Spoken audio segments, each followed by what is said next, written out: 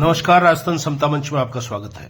राज्य सरकार व राजस्थान पुलिस मुख्यालय के निर्देशानुसार राजकोप सिटीजन ऐप के अंतर्गत नई 6 स्कूटी से कालिका पेट्रोलिंग यूनिट पुलिस की 12 सदस्यों को एसएसपी जय यादव ने हरी झंडी दिखाकर रवाना किया। एसएसपी जय यादव ने बताया कि ये यूनिट किसी भी का ऐप पर सूचना मिलते ही मौके पर पहुंच जाएगी। यूनिट मौके पर पहुंच सूचना के आधार पर असामाजिक तत्वों पर कार्रवाई करेगी। इस ऐप के माध्यम से अपराध के ग्राफ को कम किया जा सकता है। इस ऐप से जिले भर की महिलाएं अपने आप को सुरक्षित महसूस करेगी। अब महिलाओं को डरने की जरूरत नहीं है। इस अवसर पर SIUCW की एएसपी डॉक्टर कृष्णा सामरिया ने बताया कि इस यूनिट में head constable Kaushalya, head constable Sarita, constable Poonam, Pramila, Kanta, Hamlesh, Nirmala, Priyanka, Sunita, Suman, Niranjana व सुमन आदि शहर में आत्मरक्षा प्रशिक्षक के साथ कॉलेज, स्कूल व अन्य क्षेत्रों में महिलाओं व बालिकाओं को ऐप के बारे में जानकारी देकर जागरूक करने का काम करेगी।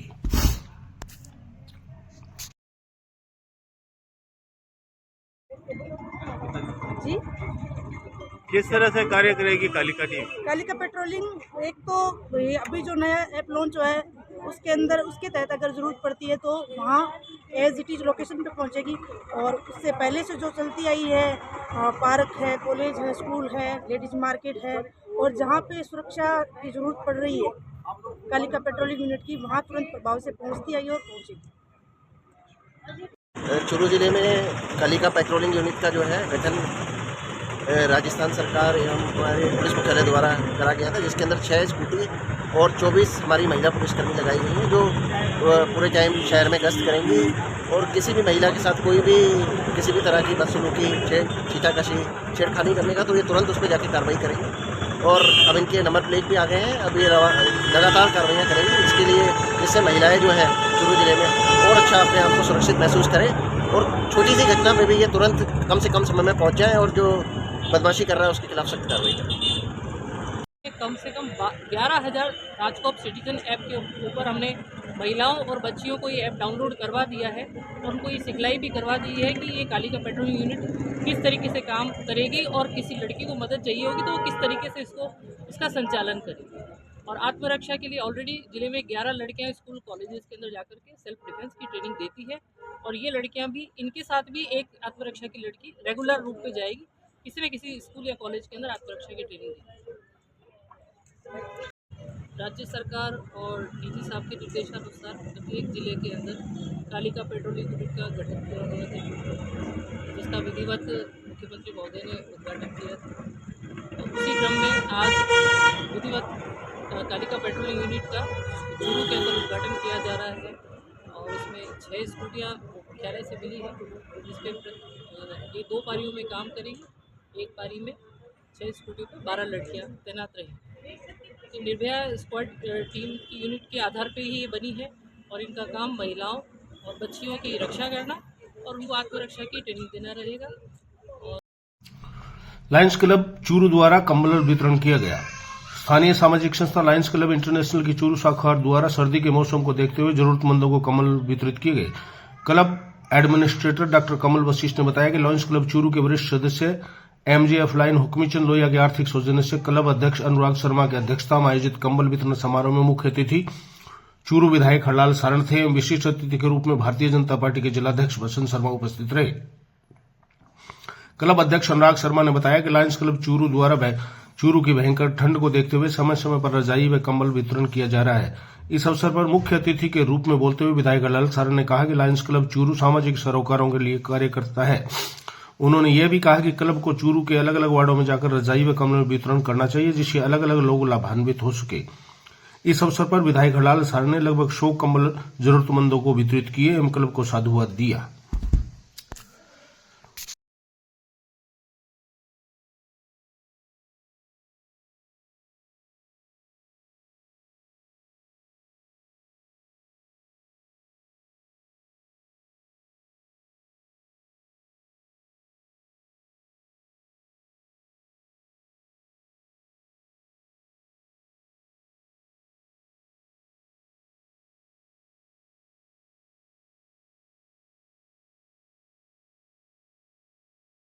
संपूर्ण जिले का नेतृत्व कर रहे श्रीमान वसंत जी शर्मा, और यहाँ तो जिला नहीं, वसंत जी हमारे स्थानीय वार्ड के पार्षद हैं, आप यहाँ के जनप्रतिनिधि हैं।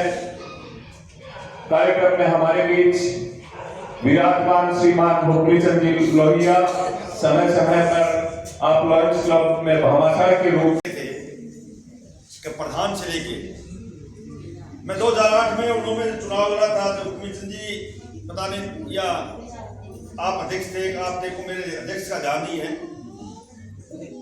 मेरे पास राजोजिया जी गए घर पर, एक ब्याऊ का उद्घाटन करना है, और मेरे वो दिन इसलिए याद है, हारने के बाद मैं प्रधान था तो मेरी अकेले उस फोटो उसमें नाम प्लेट में आज भी लिखा हुआ है झारिया मोरी, इसलिए लायंस क्लब मेरे याद आता है कि हारने के बाद तुरंत 5-7 दिन बाद मेरे पास बड़ौदा राजस्थान क्षेत्रीय ग्रामीण बैंक के 13वें स्थापना दिवस के उपलक्ष्य में 5 दिवसीय कार्यक्रमों के दूसरे दिन क्षेत्रीय कार्यालय की ओर से इंडियन प्रशिक्षक प्रशिक्षण संस्थान में साइबर जागरूकता कार्यक्रम का आयोजन किया। कार्यक्रम में मुख्य प्रबंधक राजेंद्र कुमार दरगढ़ ने समाज में बढ़ रहे साइबर अपराध के बारे में विस्तार पूर्वक जानकारी दी। इस दौरान विनोद सुरेला ने पीपीटी के माध्यम से उपस्थित विद्यार्थियों को साइबर अपराध से बचाव के उपाय बताए। दीक्षा गोयल ने उपस्थित विद्यार्थियों से साइबर जागरूकता के संबंध में प्रश्नोत्तरी का आयोजन किया, जिसमें 200 विद्यार्थियों ने भाग लिया।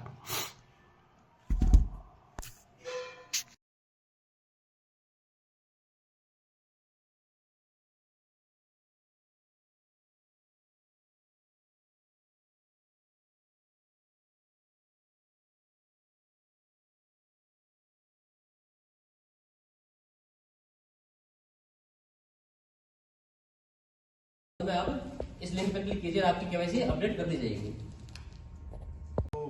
विनोद जी हैं, वो बताएंगे आपको पीपीटी किट के माध्यम से। मैं आपको भूमिका के रूप में कुछ बताना चाह रहा हूँ कि ये जो डिजिटल बैंकिंग का दौर जो 2015 में शुरू हुआ मोदी जी के आने के बाद में, उससे पहले आपने क्या करता कि किताबों में लेन देन होता था, करीब करीब मोबाइल बैंकिंग का दौर आया। तो मोबाइल बैंकिंग के बाद में इसके साथ साथ क्या है कि इसकी खूबियां भी खूब सारी हैं। कभी अपने बहुत ज्यादा समय नहीं लेकिन इसको थोड़ा शॉर्ट, तो इन सब के लिए है। तो अगर हमें जानकारी बढ़ेगी तो हमारे परिवार, मिलने वाले रिश्तेदार, तब तक हम अपनी जानकारी साझा करेंगे और ये चीज़ से होने से बचेंगे। और जहाँ तक आपने अभी देखा, ये कुछ ही तरीके थे जो सामान्यतः प्रचलित हैं फ्रॉड के लिए, वही यहाँ डिस्कस किए गए हैं। लेकिन ऐसे बहुत सारे इनके अलावा भी हो सकते हैं जो स्टार प्रोजेक्ट के तहत शिक्षा विभाग में महिला एवं बाल विकास विभाग के संयुक्त तत्वाधान में आंगनबाड़ी कार्यकर्ता एवं मेंटर टीचर के KRP प्रशिक्षण शुरू हुआ, जो कि 2 दिवसीय आवासीय प्रशिक्षण है।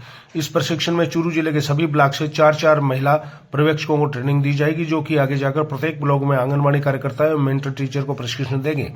प्रशिक्षण की शुरुआत सरस्वती वंदना से हुई। बाद में शिक्षा विभाग से जितेंद्र व रामनिवास ने प्रशिक्षणार्थियों को संबोधित किया और उन्हें प्रोत्साहित किया कि वे आगे जाकर फील्ड लेवल पर आने वाली समस्याओं का हल करते हुए प्रशिक्षण दें, ताकि प्रशिक्षण सार्थक हो सके। उन्होंने बताया कि हमें आंगनबाड़ी कार्यकर्ताओं को मोटिवेट करना चाहिए ताकि वे TLM के माध्यम से बेहतर शाला पूर्व शिक्षा बच्चों को दे सके, जिसके लिए उन्हें हमारे निरंतर सहयोग की आवश्यकता है। व्यवस्थापक कमलेश GSRG ज्योति वर्मा ने भी सभी से उम्मीद जताई कि वे आगे जाकर फील्ड में आंगनबाड़ी कार्यकर्ता एवं मेंटर टीचर को बेहतर प्रशिक्षण देने के लिए प्रोत्साहित करेंगे।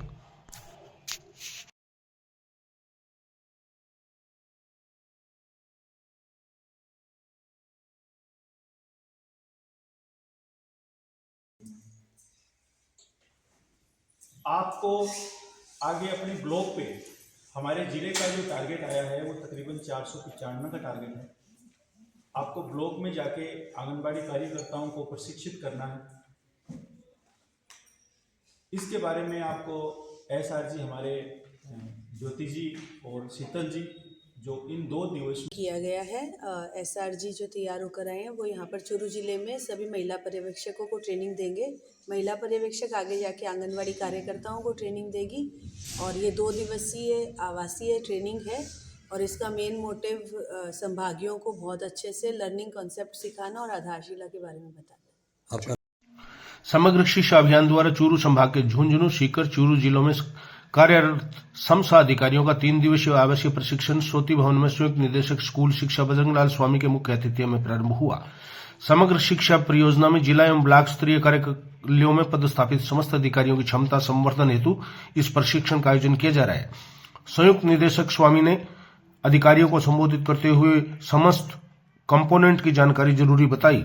अंतिम लाभार्थी राजकीय विद्यालयों में अध्ययनरत विद्यार्थियों तक सुविधाओं की पहुंच सुनिश्चित करें।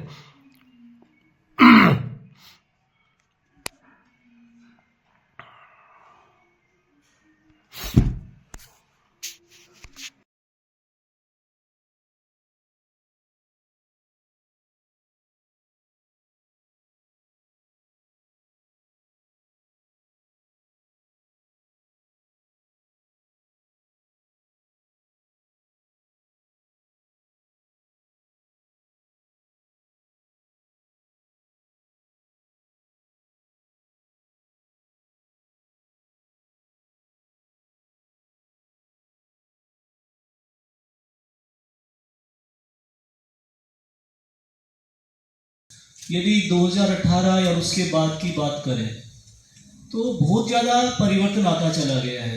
पहले कहीं पर भी शिक्षा संकुल की बात नहीं होती थी, लेकिन उसके बाद में झुंझुनू, सीकर और चूरू के एडीपीसी कार्यालय से संबंधित समस्त आरपी और एसीबी सेकेंड इन सब का प्रशिक्षण 3 दिन तक है। एडीपीसी ऑफिस में चलने वाली विभिन्न गतिविधियों की मॉनिटरिंग कैसे की जाए, सरकार से प्राप्त होने वाले संसाधन और जो उनके जो स्कॉलरशिप वगैरह है मेरी तरफ कर लें।